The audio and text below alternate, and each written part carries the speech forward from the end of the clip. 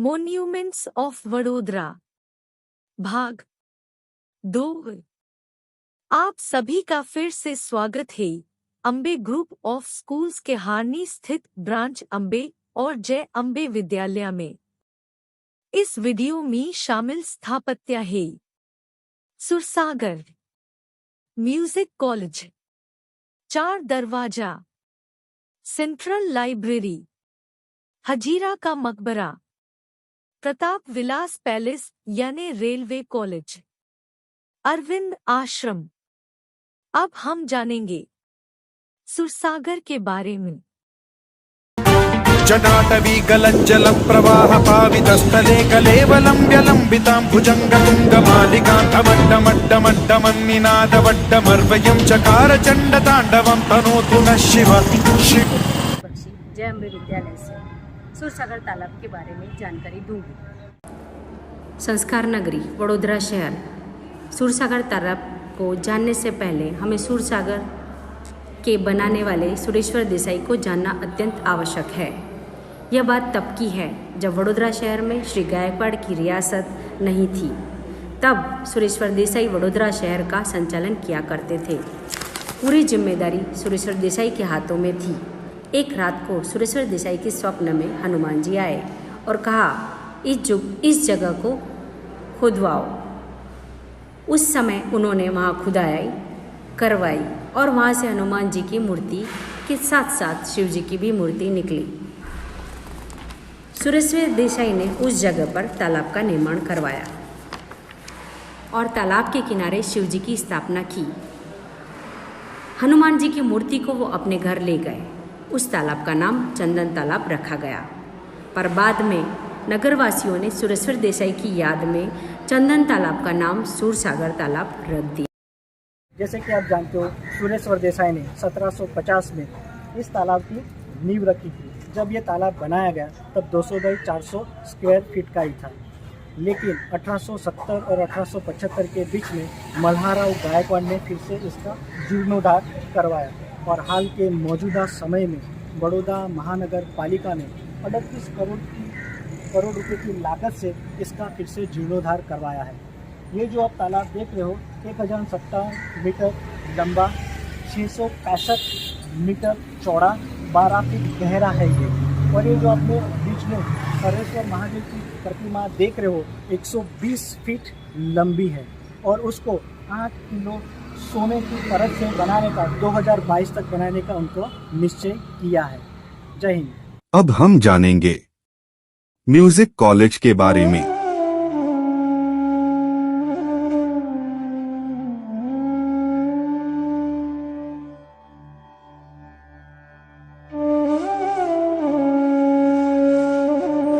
नमस्कार, मैं राशि पसपल्लू जय अम्बे विद्यालय से आपके सामने संगीत कॉलेज के बारे में बताने जा रही हूँ। बस नाम ही काफी है। यह फैकल्टी किसी की तारीफ की मोहताज नहीं है। यह अपने आप में एक तारीफ है जिसने वडोदरा गुजरात की तारीख ही बदल दी। भारत भर की प्राचीन कला संस्थानों में से यह फैकल्टी सरताज मानी जाती है। गायनशाला से शुभारंभ हुआ था इसका और आज हम सबके सामने यह एक फैकल्टी के रूप में प्रस्थापित हो चुकी है। यहाँ आज भी गुरु शिष्य परंपरा से शिष्यों का विविध कला में पारंगत किया जाता है। यहाँ गायन, वाद्य, नृत्य और नाटक जैसी परंपरागत कलाओं का विकास होता हुआ दिखाई देता है। संगीत प्रेमी महाराजा सयाजीराव गायकवाड़ ने यह स्वप्न देखा कि ऐसी कोई संस्था की स्थापना की जाए जहां सभी संगीत प्रेमियों, कलाकारों का सच्चा और अच्छा प्रशिक्षण मिल सके। स्वप्न दृष्टि सयाजीराव गायकवाड़ का स्वप्न पूर्ण हुआ जब यहाँ गायनशाला का आरंभ हुआ। सन 1886 में उस्ताद मौला बख्श ने सर्वप्रथम संगीत गुरु के रूप में संगीत के इच्छुक शिष्यों को संगीत व गायन का ज्ञान देने की शुरुआत की।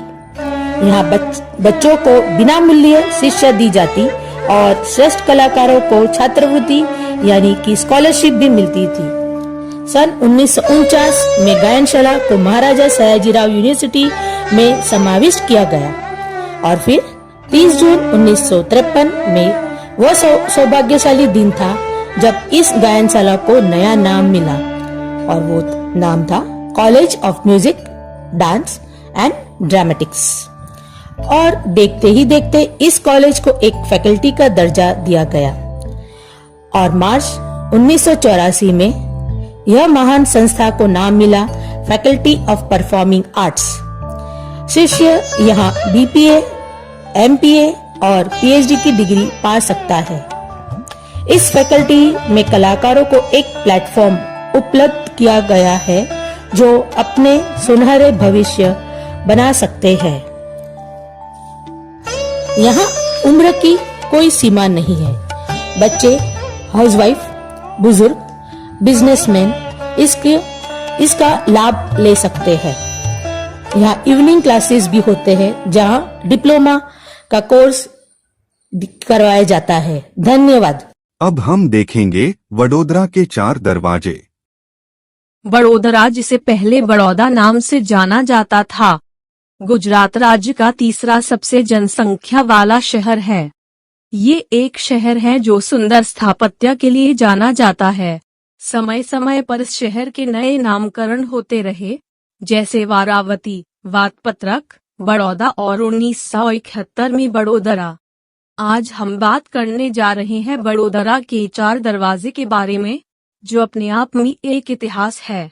वडोदरा के 4 दरवाजे: पश्चिम में रैरीपुरा गेट है, उत्तर में चापानेर गेट है, पूर्व में पानी गेट है, दक्षिण में गैंडी गेट है।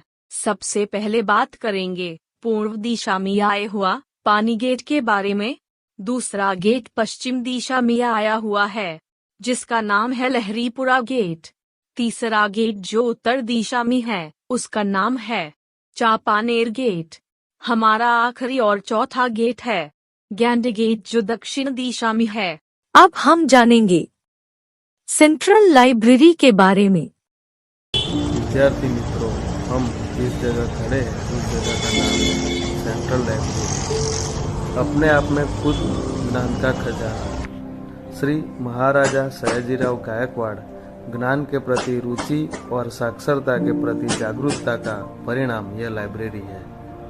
ज्ञान प्राप्ति की कड़ी में शिक्षा के लिए जरूरी सुविधाएं प्रदान करने के लिए मांडवी 4 दरवाजा के पास सेंट्रल लाइब्रेरी स्थित है। हमारी ज्ञान की खोज के लिए गुजरात के सबसे बड़ी पुस्तक श्रेणी सेंट्रल लाइब्रेरी के पास है। सेंट्रल लाइब्रेरी की स्थापना 1910 में हुई थी। सेंट्रल लाइब्रेरी ज्ञान और कला का अनोखा संगम है। वडोदरा की यह लाइब्रेरी अपने आप में खुद ऐतिहासिक नगरी का प्रमाण है। लाइब्रेरी के निर्माण में यूएसए से लाए हुए स्टील और लोहे के रैक लगे हुए हैं और बेल्जियम से लाए हुए ग्लास का भी उपयोग किया गया है। टर्माइट नियंत्रण के लिए पुस्तकों की देखभाल वैज्ञानिक ढंग से हो रही है। आज इस लाइब्रेरी में अलग अलग 7 विभाग है। 1 आप्ले विभाग, 2 बाल और महिला विभाग, 3 सीनियर सिटीजन विभाग, 4 संदर्भ विभाग, 5 कॉपीराइट विभाग, 6 रीडिंग विभाग, 7 ग्राम ग्रंथालय और फिरता पुस्तकालय। आज तक लाइब्रेरी में तकरीबन 40,000 सदस्य है। इस लाइब्रेरी का संचालन गुजरात सरकार पुस्तकालय नियामक कचेरी कर रही है। पुस्तकों की विशाल श्रेणी 3,50,000 पुस्तक इस लाइब्रेरी में संग्रहित है। अपने आप में खुद एक खजाना है। लाइब्रेरी में डिजिटल करने का काम चल रहा है। स्कैनिंग 30,000 पुस्तक और 2 लाख पेज स्कैन किए गए हैं। यह लाइब्रेरी पूरी तरह से कंप्यूटराइज है और वडोदरा के नगरजनों के लिए, विद्यार्थियों के लिए उपलब्ध है। हमें यह लाइब्रेरी में एक बार जरूर जाना चाहिए और ज्ञान के प्रति जो हमारी खोज है वो पूरी। अब हम जानेंगे हजीरा के मकबरे के बारे में। नमस्कार। वडोदरा में कई प्रसिद्ध और ऐतिहासिक स्थल है, जैसे लक्ष्मी विलास पैलेस, म्यूजियम, सयाजी बाग, कीर्ति स्तंभ, न्याय मंदिर आदि। लेकिन आज हम उत्तम स्थापत्य के रूप में प्रसिद्ध वडोदरा का हजीरा मकबरा की मुलाकात लेंगे। हजीरा या मकबरा के नाम से प्रसिद्ध कुतुबुद्दीन मोहम्मद खान का मकबरा गुजरात राज्य का वडोदरा शहर के प्रतापनगर विस्तार में आया हुआ एक स्मारक है।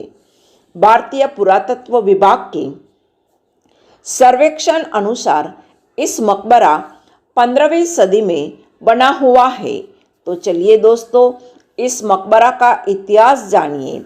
हजीरा मकबरा अकबर के बेटे सलीम के शिक्षक कुतुबुद्दीन खान और उनके बेटे नवरंग खान की कब्रें हैं। अकबर के सौतेले भाई मिर्जा अजीज कोका 1573 से 1583 के बीच 3 बार गुजरात का सूबेदार रहे। गुजरात सल्तनत के अंतिम सुल्तान मुजफ्फर शाह तृतीय द्वारा 1583 में उन्हें मार दिया गया। हजीरा मकबरा के स्थापत्य की विशेषताएं। हजीरा मकबरा उत्तम स्थापत्य का नमूना है। इस स्थापत्य की खास विशेषता यह है कि इस मकबरा उच्च अष्टभुजाकार चबूतरे पर बनाया गया है। इस मकबरा की चारों ओर छोटे छोटे दरवाजे हैं और प्रत्येक भुजा में 5 मेहराबें हैं। मुगल मकबरों के समान इस मकबरे में वास्तविक कब्र भूमिगत कक्ष में है और कृत्रिम कब्र मकबरा कक्ष में है।